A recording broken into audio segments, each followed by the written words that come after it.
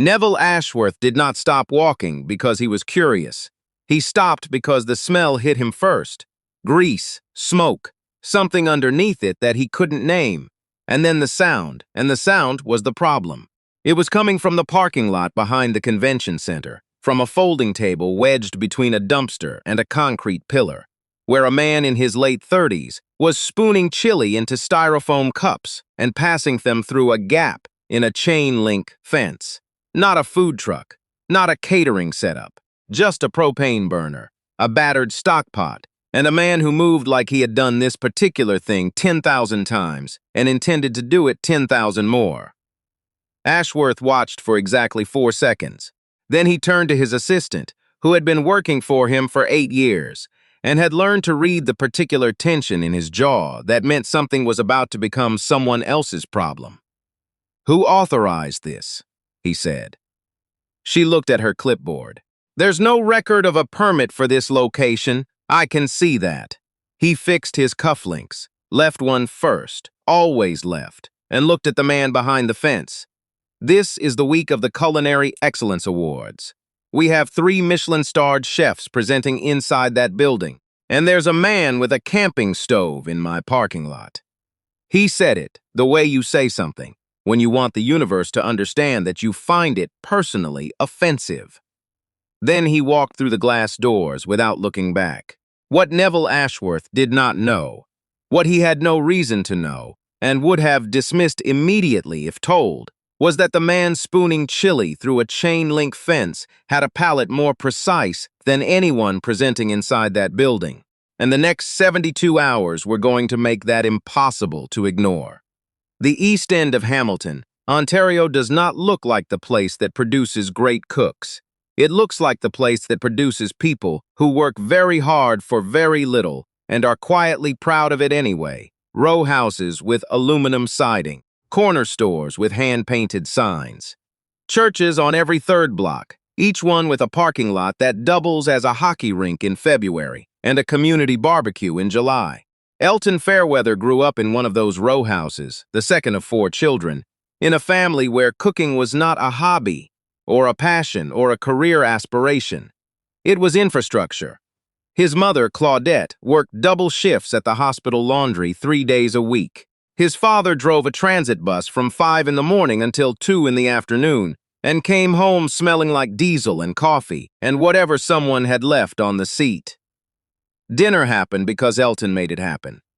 He started at 11, not because anyone asked him to, because he came home one afternoon to find his youngest sister, Maya, sitting on the kitchen floor eating dry cereal from the box because there was nothing else ready, and something in him decided that was not acceptable. He made soup that night, chicken stock from a carcass his mother had been meaning to use, carrots going soft in the crisper drawer, an onion, some thyme from the pot on the windowsill that Claudette had planted years ago and somehow never killed. It took him an hour and a half. It wasn't elegant, but when his father sat down at the table after his shift and put the spoon to his mouth and closed his eyes for just a second, Elton understood something he would spend the rest of his life trying to explain to people who asked how he learned to cook. He learned by watching what food did to people when it was right. He cooked through high school. He cooked through a community college program in culinary arts that he completed while working nights at a packaging plant. Because the tuition wasn't going to pay itself, he sent applications to 3 fine dining restaurants in Toronto, each one with a letter that was specific and careful and betrayed nothing of the desperation behind it. One of them responded. The reply was 3 sentences long. They wished him well. His background didn't fit what they were looking for at this time. He applied to 7 more. 2 responded. Same language, different arrangement of words. He was not without options.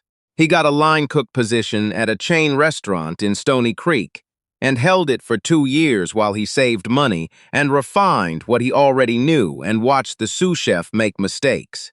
He understood how to fix and said nothing because it wasn't his kitchen, and he didn't have the credentials to make it his kitchen. He moved to a catering company. Better, he could see the whole event from there. How food moved through a space, how timing worked at scale, how to feed 200 people and make each plate feel like it had been made specifically for whoever was holding it. Then the catering company lost a major contract and cut its staff by half. And Elton was on the wrong side of seniority.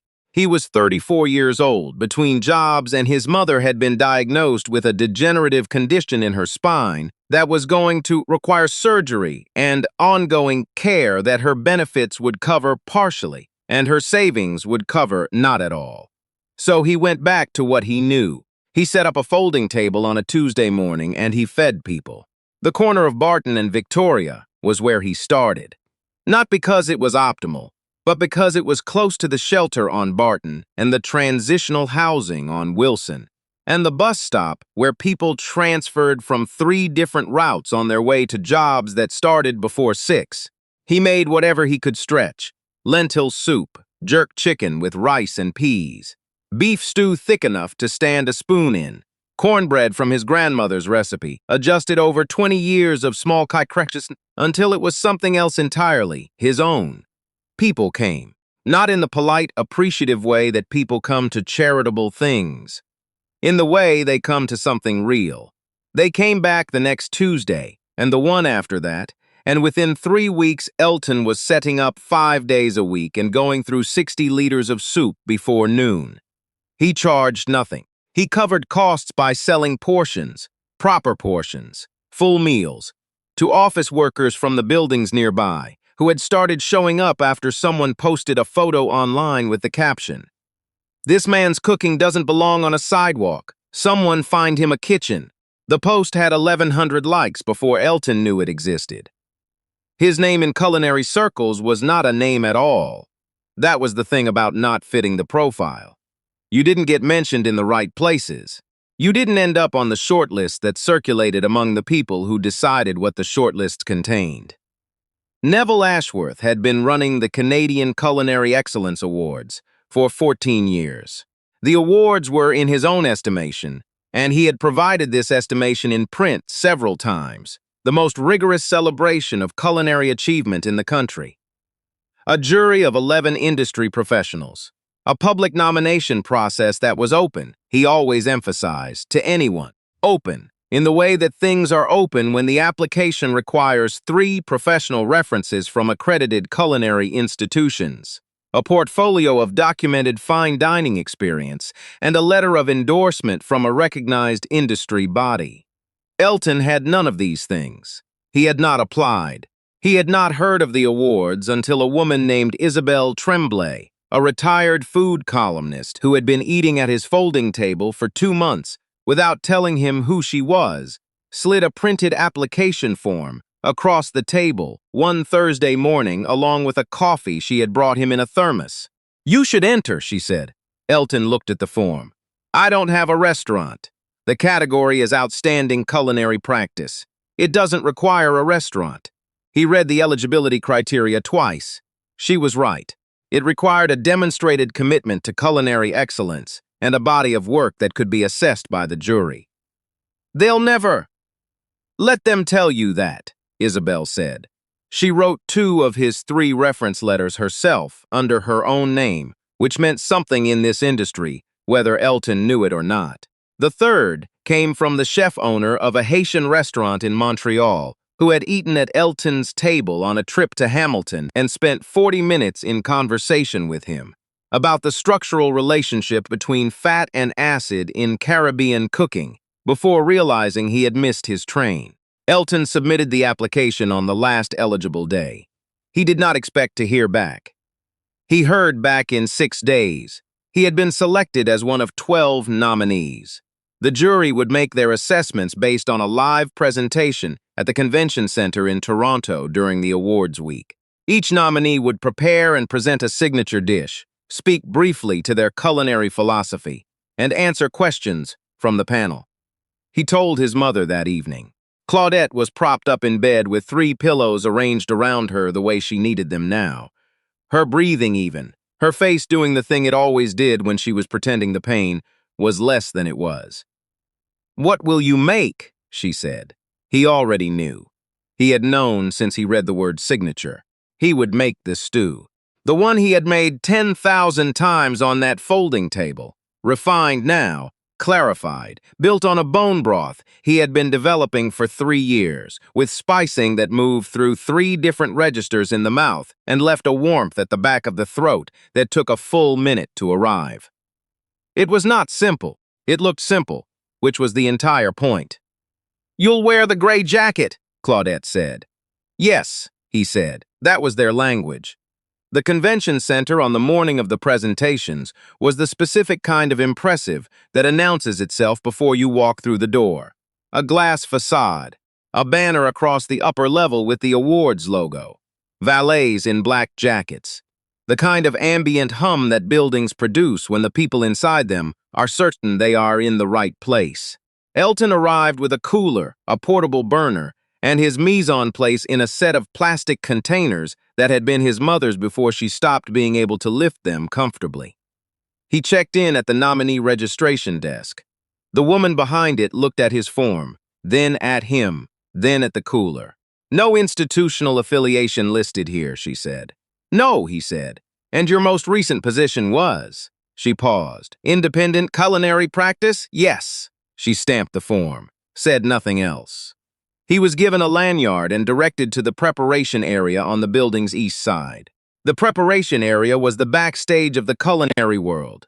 Stainless surfaces, overhead lighting that flattened everything, a row of stations assigned by number. Elton's was Station 9. He set up carefully, efficiently, the way he set up every morning on Barton Street. The other nominees moved around him, with the ease of people who had been in rooms like this before. A woman from Vancouver, who ran a tasting menu restaurant with a 2-year wait list. A man from Calgary, who had appeared on 3 television programs and had a cookbook in its second printing. They did not look at Elton. The cooler with the plastic containers was not the kind of thing that invited conversation in this room. In the main hall, the jury was assembling. Neville Ashworth sat at the center of the panel table, flanked by 10 colleagues whose combined influence over the Canadian food industry was not something he would have described as modest. He glanced at the nominee list, ran his finger down it, stopped. Elton Fairweather, Hamilton, Ontario. No institutional affiliation. Community food service. He leaned toward the coordinator beside him and said 3 words quietly. She nodded and stepped away. The presentations ran in numerical order. The Vancouver restaurateur presented a composed dish of halibut with a fermented kelp emulsion that drew genuine appreciation from the panel. The Calgary chef presented a technically flawless beef preparation that got exactly the response technically flawless things get, admiration without feeling. A pastry chef from Ottawa presented something delicate and beautiful and entirely safe. Ashworth made notes, checked his watch. When Station 9 was called, Elton walked out with his cooler and his burner and set them down on the presentation surface in front of the jury. Someone in the hall coughed. A chair shifted. "What will you be presenting today?" the moderator asked. "Braised oxtail stew," Elton said, "with hand-rolled dumplings and a spiced bone broth." A pause moved through the room. One of the jurors wrote something down. Ashworth looked up from his notes for the first time since the Vancouver presentation. "Whenever you're ready," the moderator said. Elton lit the burner. He had everything pre-staged precisely. The broth already at temperature in a sealed container, the oxtail braised to the correct point the previous evening. The dumplings formed that morning. Assembly was 8 minutes. Plating was 2. He worked the way he always worked, without performance, with complete attention. When he set the first bowl in front of the panel, he said nothing. Let the broth speak first, because it always did. What happened next is the kind of thing that people in professional settings do not readily admit to. Because professional settings have a particular relationship with dignity, and admitting that a bowl of stew made you forget yourself is not, generally, the kind of thing that goes in the report. 3 jurors reached for their spoons simultaneously.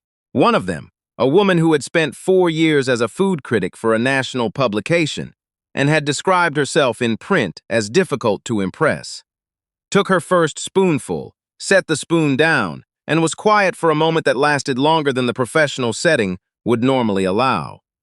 Ashworth tasted it third. He held the broth in his mouth for a second, 2 seconds, set his spoon down, looked at Elton, who was standing behind the presentation surface, with his hands clasped in front of him, not waiting for approval, just present. Ashworth picked up his pen, wrote something, did not show it to anyone. The scores were tabulated privately. The results would be announced at the gala that evening. Elton spent the afternoon in the lobby, reading. He had brought a book. He did not have anywhere else to be. At 4:15, the awards coordinator found him in a chair near the east entrance. She had a particular expression that he had seen on the faces of administrators before, the expression of someone about to deliver information they did not write themselves and are not entirely comfortable relaying. "Mr. Fairweather," she said, "there's been a review of the eligibility criteria." He closed the book. "The jury has determined that the Outstanding Culinary Practice Award requires nominees to have operated a formal food service establishment for a minimum of 2 years, with documented health and safety certification under that establishment's name." She paused. "This has always been part of the assessment framework. It wasn't communicated clearly in the initial materials." Elton looked at her. "You aren't eligible to advance to the gala," she said. "I'm sorry for any confusion." He was quiet for long enough that the coordinator shifted her weight. "When was this determination made?" he said. She looked at her clipboard. "This afternoon. The applications closed 3 weeks ago," he said. The eligibility criteria in those materials didn't include that requirement. The framework has been updated to reflect the jury's standards. Elton stood up slowly. He was not a small man, but he made himself very still, the way people do when they are deciding carefully how to use the next 60 seconds. "Thank you," he said. He said it with the particular steadiness of a man who has been told no by institutions enough times to understand that raising his voice in this lobby will accomplish nothing useful. He picked up his cooler and his burner and his book, and he walked outside. The convention center had a wide set of stone steps leading down to the street. The afternoon light was flat and gray in the way that Toronto afternoons in November tend to be. Not cold enough to be bracing, just present and unhelpful. Elton sat down on the top step. He put the cooler beside him. He still had a full batch of stew. He had made enough for the jury, and then some, force of habit, and the extra was still warm in its sealed container. He thought for about 90 seconds. Then he took the container out of the cooler, opened it, and started serving. He had paper cups in his also force of habit. He ladled stew into cups and set them on the edge of the step in a row. And when the first person walked past and slowed down because the smell reached them before the situation registered, he said, simply, "It's oxtail stew. Take one if you want." Within 20 minutes, there were 40 people on and around the steps of the Canadian Culinary Excellence Awards Convention Center, eating stew out of paper cups in the November light. A food journalist named Divin Osei, who had been covering the awards for a publication based in Montreal and had stepped out for air between presentations, pulled out his phone. He had not planned to post anything until the gala. He filmed 2 minutes, posted it with a caption that said only, "The man they sent home is feeding people on the front steps. Here's what they're missing." The clip had 9,000 views before Elton served his last cup. Devon stayed until the end and then sat down on the step beside Elton and said, "Tell me about the stew." Elton looked at him for a moment. Then he talked about the stew, about the broth, about the 3-register spicing, about the specific adjustment he had made to his grandmother's oxtail recipe 11 years ago that had taken him 2 more years to fully understand. Devon kept his phone in his pocket the whole time and just listened. Inside the building, Neville Ashworth was preparing his remarks for the gala. His assistant came to the green room with her tablet and showed him the clip. He watched it without expression, then handed the tablet back. "Who authorized the steps for public use during the event?" he said. "It's a public street," his assistant said.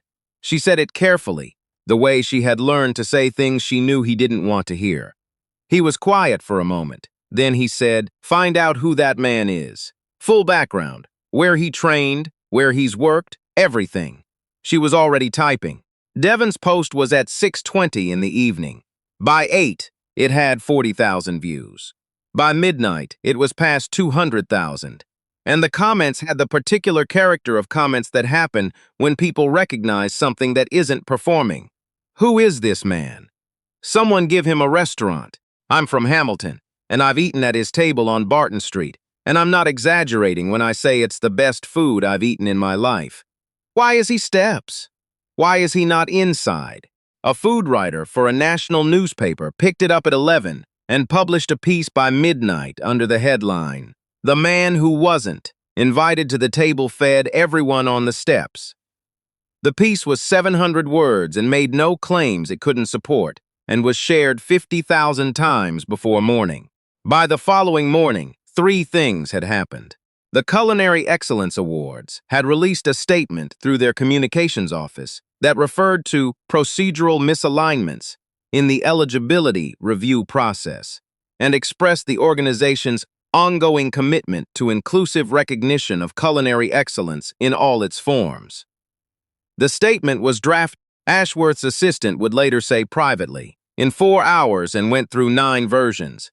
Devon Osisi had published a follow-up piece, longer this time, based on his conversation on the steps.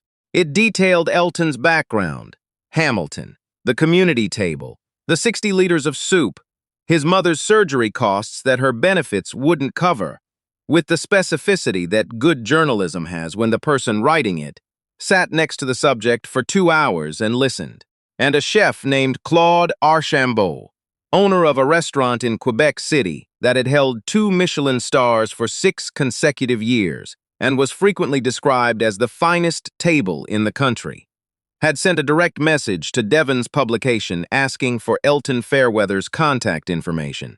Devon called Elton that morning. Elton was on Barton Street setting up his table. "Have you checked your phone?" Devon said. "I've been setting up," Elton said. "Check your phone." Elton wiped his hands on his apron and looked at the screen. 412 messages. He put the phone down on the table and stood there for a moment, looking at the stockpot. "You're going to need to call Claude Archambault back," Devon said. "He's been trying to reach you since 7 this morning." Elton looked across Barton Street. An older man was already walking toward the table from the shelter. On the corner, the one who always came first and always said nothing, but always nodded when Elton handed him his cup. "After the morning rush," Elton said. The response was not uniform, because things that are real never produce uniform responses. A blogger connected to 2 of the award's corporate sponsors published a piece suggesting that Devon's coverage was strategically framed, that Elton was not a community volunteer, but a calculated social media operator, and that the authenticity of the street presentation had been arranged in advance for maximum impact. The piece was careful. It implied rather than stated. It asked questions it knew would stick even without answers. Elton read it on his phone that evening in his mother's kitchen. Claudette, who was propped up against her pillows, watched his face while he read. "What does it say?" she said. "That it was planned," he said. "That I knew Devon would be there, that it was staged." Claudette was quiet for a moment. "Were you on those steps because of a plan?" she said. "Or because there was nowhere else to go?" Elton set his phone down. "The second one." "Then that's what happened," she said. "Write it down if you have to. But don't let them make you explain yourself to people who already decided." He called Devon that night. Devon had already seen the piece. He published a direct rebuttal the following morning that included the timestamps on his original post, his own footage, from the moment he arrived on the steps, before he knew who Elton was or that he'd been disqualified, and a statement from Isabel Tremblay, who had written 2 of Elton's reference letters and could document her involvement from 3 months before anyone had heard of him online. Isabel's statement was 3 paragraphs. The last one read, "I have spent 32 years writing about food in this country. I have sat at tables that cost $400 a head and tasted nothing that moved me the way a cup of oxtail stew on Barton Street did on a Thursday morning in September. The question of whether Elton Fairweather belongs in a room like the Culinary Excellence Awards is not a question I find complicated. It was the most shared paragraph of the week. Two other things happened in the 48 hours that followed, and both of them mattered. Claude Archambault gave an interview to a radio program about food and culture, conducted from his restaurant in Quebec City, in which he said that he had tasted Elton's stew at the convention center. He had gone down to the steps himself, which no one had reported because no one had been watching the steps for Michelin-starred chefs at that moment, and that what he had eaten represented a level of instinctive, technical mastery that he found, and he used this word deliberately, rare. He did not say this to generate headlines. He said it because someone asked him directly, and he answered directly, which was the only mode he had. The headline generated itself, and Isabelle Tremblay, who had no social media presence worth mentioning and had spent her career cultivating a reputation for saying only what she meant, gave an interview to Devon's publication in which she described, in careful and dated detail, the specific way that culinary institutions in this country had constructed their access points, their applications, their references, their required affiliations, to function as filters that removed a particular kind of talent before it could be assessed. Not by design, she was careful to say, or perhaps by design that had become invisible through repetition, which was, in her experience, more difficult to correct than the intentional kind. She named no names. She described a pattern. The pattern was recognizable to anyone who had spent time on both sides of those access points, and several people who recognized it said so publicly within 24 hours. Ashworth read the coverage from his office on the 14th floor. His communications director had been in his office for 2 hours, working on a response that satisfied the board, the sponsors, and the legal department simultaneously. She placed the 12th draft on his desk at 7 in the evening. He read it, set it down, looked out at the city. "This isn't what we're going to say," he said. She looked at him. "Schedule a press availability for tomorrow morning," he said. "Not here. Ground floor. No backdrop. No chairs." She wrote it down without comment. He stood at the window for a long time after she left. Below him, the city continued in its indifferent way. Headlights, intersections, the particular gray-orange of a November night in Toronto. He was thinking about something specific. He had been thinking about it since he tasted the broth.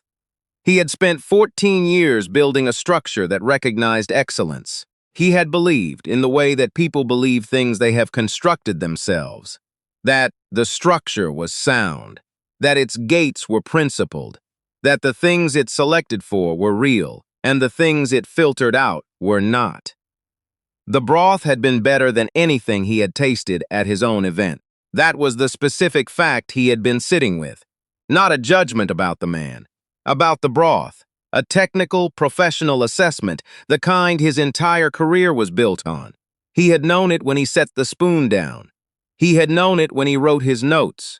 He had written one word, which he had not shown to anyone. Exceptional. And then he had allowed the coordinator to make the call he had instructed her to make. The press availability was at 9 in the morning. 11 people came. Devon Osey was among them, a recorder already running. Ashworth stood at a plain podium in the convention center's ground floor lobby with no one beside him and no paper in front of him. He spoke for 5 minutes.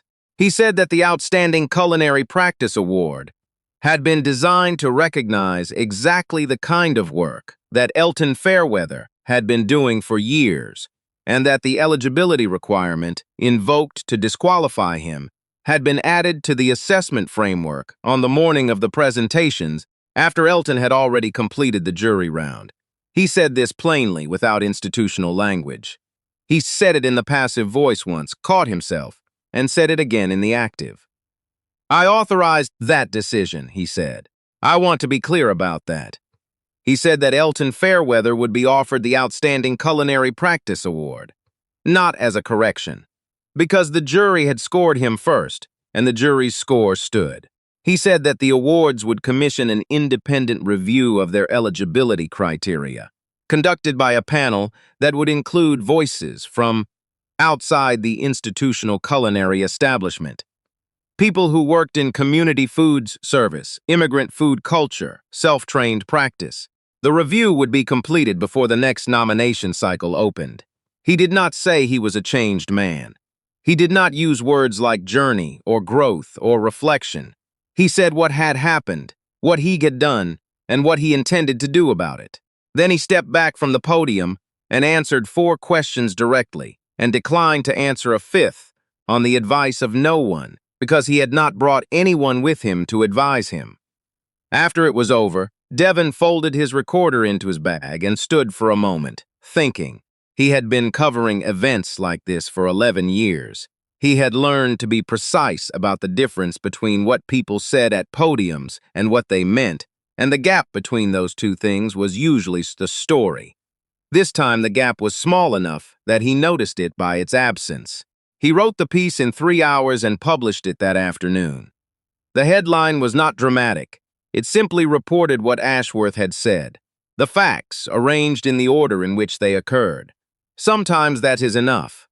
3 weeks later, Elton was on Barton Street, not because he had to be. The award had come with a grant of $40,000, which he had put entirely toward his mother's surgical costs and follow-up care, covering the gap that her benefits had left with enough remaining that the coffee tin on the top of the kitchen shelf.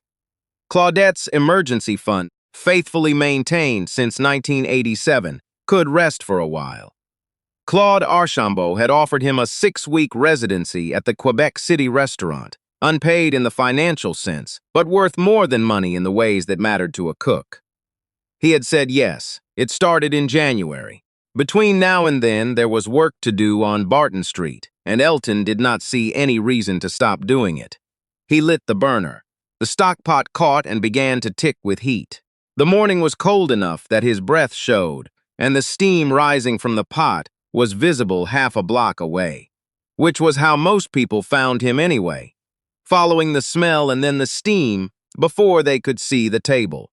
The first man to arrive was the one from the shelter on the corner, the one who always came first and always nodded. He took his cup and stood to the side and drank it slowly, looking at nothing in particular. An older woman came next. She had started coming in October and always brought her granddaughter on school holidays, a 7-year-old who asked serious questions about what went into the soup and listened to the answers with the particular gravity of a child who intends to remember. A construction worker in an orange vest stopped and looked at the table and took a cup without slowing down much and kept walking, already late, and said something over his shoulder that the wind took before it arrived. Nobody standing on that corner knew about the convention center, or the steps, or the article, or the podium with no backdrop. They knew that on weekday mornings a man set up a table here and the food was real and he was there. Elton ladled soup into the next cup. He had been asked, during Devon's interview, what he would do if he had a restaurant, a proper kitchen, a brigade, the infrastructure that the people inside the convention center took as a baseline. He had thought about it for a long moment. Then he said, the same thing, cleaner pots. The stew was the same as always, the bone broth, the 3 registers of spice, the warmth that arrived a minute after the swallow. The thing he had always been building toward, without being able to articulate it clearly, had not changed because someone had put a name on it. It was simply itself. The morning filled in around him. The street began to do what streets do when people start arriving and moving and needing things. The stockpot held steady at temperature. Cup by cup, the line grew and then shortened and then grew again. Somewhere in the city, people were deciding what excellence looked like and who got to have it. On Barton Street, Elton Fairweather already knew. If this story stayed with you, ask yourself who you walked past this week. Someone doing something real in a place you didn't expect it. Someone whose work you would have stopped for, if you had stopped. There are more of them than the shortlists will ever account for. The shortlists are written by people who already know where to look. The rest of us get to look everywhere.